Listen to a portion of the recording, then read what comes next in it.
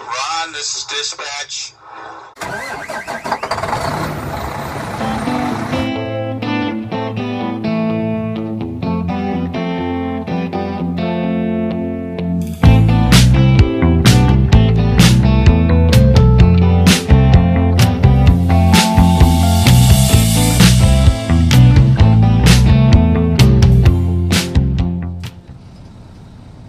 Hello YouTube, Buck Rub here, coming to you from United Van Lines in Grand Prairie, Texas, where I am waiting to be unloaded.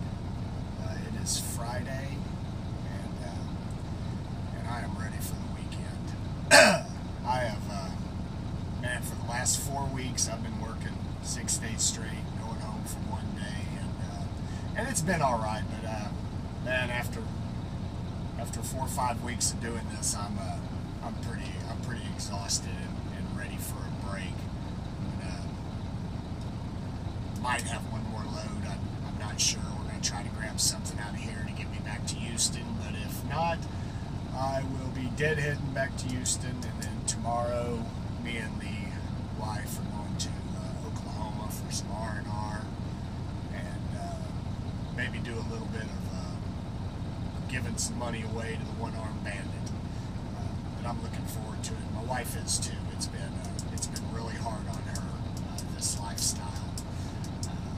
So we're yeah, it's going to be good. Anyway, this week I did about 3,100 miles. When it's all said and done, it's going to be right at about 3,100 miles this week. I left out of Katy, Texas, Monday, and went to Everston, Wyoming. It was a nice trip. Went up, through the panhandle of Texas and a little corner of New Mexico, up through Colorado, through Denver to Cheyenne, and then across the 80. Man, I was luckily I was heavy. I weighed right at like 78.6. Across 80, and it was very windy. The sign said a 35-mile-an-hour gust, but I think the gusts were more than that. If I would have been light, it would have been pretty hairy. I saw two 18-wheelers tipped over on the way across. Now, one of them wasn't wind. One of them looked like he took a curve too fast. The other one was just blowed over right on the freeway. There wasn't any other reason for him to be flipped over on his side like that, so I assume it was wind. Ended up staying at, I usually stay at Love's Pilot or TA, and everybody had been talking about the Mid-America truck stop, so I did stop there. I was pretty excited about, staying someplace new, but it's really no different than any other truck stop. It's, it was older, and it was nice. It had lots of parking, easy place to park, and what you're honking at. But I mean, the store was really no different than any of the other stores. It had the same cheesy crap that all the other truck stops have, but the people were friendly, and it was a mom and pop, and I like doing business with mom and pops when I can. I would do it a lot more if there was if the showers were cheaper, but when you fill up at Love's or one of the places that are nationwide, you develop free showers, and I mean, you just can't afford to pay $12 a shower every time you need one. So I try to stay at one of the big three. But anyway, it was a nice truck stop, and it left me about an hour out of Everston, and I got up that morning and unloaded. And I was supposed to pick up at Salt Lake, but that run ended up canceling, so I ended up deadheading to Grand Junction, Colorado. That's about 350 miles. Going through Utah empty. It was pretty windy going through Utah. But I got to tell you something, Wyoming is beautiful, and Utah is beautiful. I never realized how pretty Utah was. Usually all you hear about is Mormons.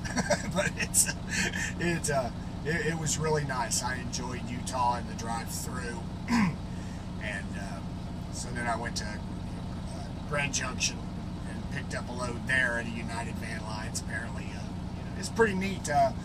They said the paperwork said household goods, but it ended up what it is a household. Somebody is moving and they've hired this company, and they come and pack all their stuff and take it to a dock where they put it in crates, and then they hire a truck to take it to the next depot.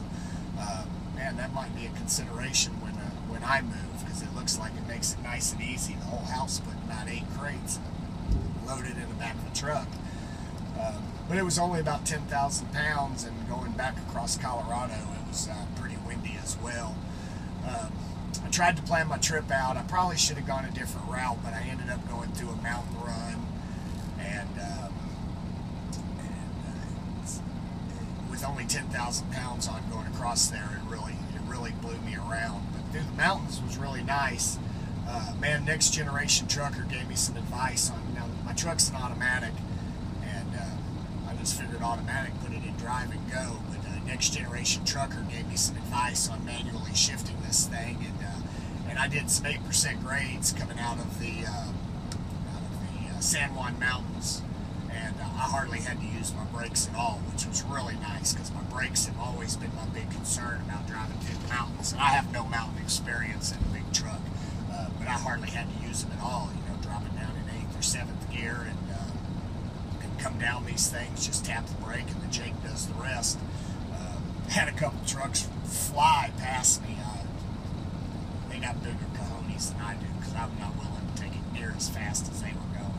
Slow and steady, and it was a nice trip. And then, but anyway, that load I picked up in Grand Junction was coming here to Grand Prairie, Texas, and that's where I am now. As I was going through Colorado, I was coming down Highway 50, and I happened to see a sign up ahead that said Montrose 21 miles away, and then it snapped. I got a buddy that lived just north of Montrose, so I call him on the phone, and I asked him if he was home, and he was, and I was only like 2 miles away, and I said, can I get a big truck in there? And he says, yeah, we can turn you around in the cul-de-sac. So I got to stop and see my friend Todd and Mary Beth, and that was fun as well. Didn't spend long, 15 or 20 minutes with him visiting, getting to hug his lovely bride's neck, and it was neat. They weren't expecting me. I wasn't expecting to get to see them, and it was a nice little treat. So I came on, and I ended up spending the night about an hour west of Dallas. I got up this morning and came and dropped my load here. And like I say, I'm going to end up doing about 3,100 miles. When I was driving through Colorado, my truck doesn't have VIN numbers on the side of it. It's not required in Texas, and I haven't had any problem in any other states. But I got pulled in at every one of the Colorado truck stops to see my paperwork, and they said that as long as the VIN number's not on my truck, they'll continue to pull us in. It's just what they do. New Mexico, I got pulled in there too. I was really surprised, and them bastards, they charged me $30 for a weight and distance tax, or weight and distance fee. I called my boss, and he didn't know what the hell was going on. He says, I've got a portion of plates, and it says right on my paperwork, New Mexico up to 80,000 pounds, but and I tried to argue with them. I didn't argue much, but I tried to argue a little bit with them, and they said it's an additional fee to the apportioned tags that are on these trucks. And when I did a little internet research, it looks like maybe New Mexico and Kentucky both do the same thing. Now, I went through Kentucky and didn't have any issue, but I didn't do any open weight stations either. But yeah, New Mexico charged me $30 for a 4-day permit, which is no big deal. I'll get reimbursed for that. It was just, I couldn't believe it. I asked some people about it, and they didn't know anything about it either. But a Google search, from a friend of mine did a Google search, and then I did a little more research on it, and boom, got a fee. There is a fee for those 2 states. My truck doesn't have a pre-pass on it for these weight stations, so I usually get called in anyway. I just normally don't have to go inside.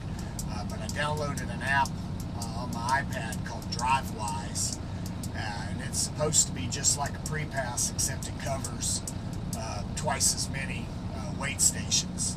So far, it hasn't done me any good. I've been pulled into the weight weight stations too, but it's a 30-day free app and the free trial. So I'm going to give it a try, see if I can bypass some of these weight stations, and if not, I won't continue to keep it. But it's something new, something neat to try. Well, let's see. All the conversations on YouTube here lately seem to be about TVs in the truck. If you have time for TV, you're not working. Well, I see their point. I see their point in some instances. I have a TV in my truck.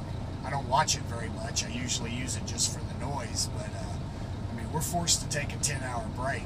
You know, after 11 hours of driving or a 14-hour shift, we have to take a 10-hour break, and I just don't sleep that much. You know, I sleep 4 to 6 hours, and that's all I need. It's all I've run on for a long time. And after I eat, take a shower, or actually take a shower, and while I eat, I turn the TV on. Sometimes I watch it, sometimes I don't. I usually plan my trip the next day with the TV on, and then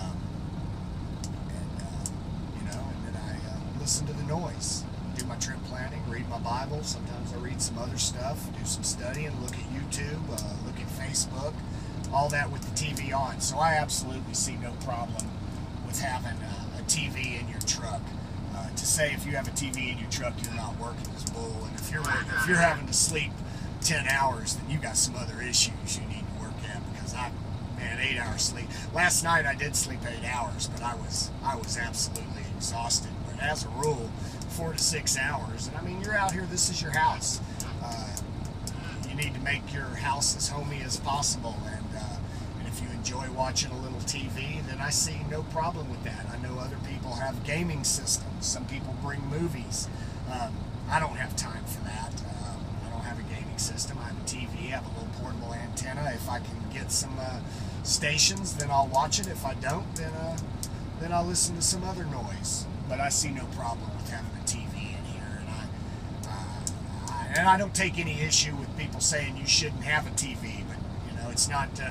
Maybe it's not for everybody, maybe it's for you, but it's really nobody's business but your own. And if you want a TV in your truck, fine. If you want a gaming system in your truck, fine.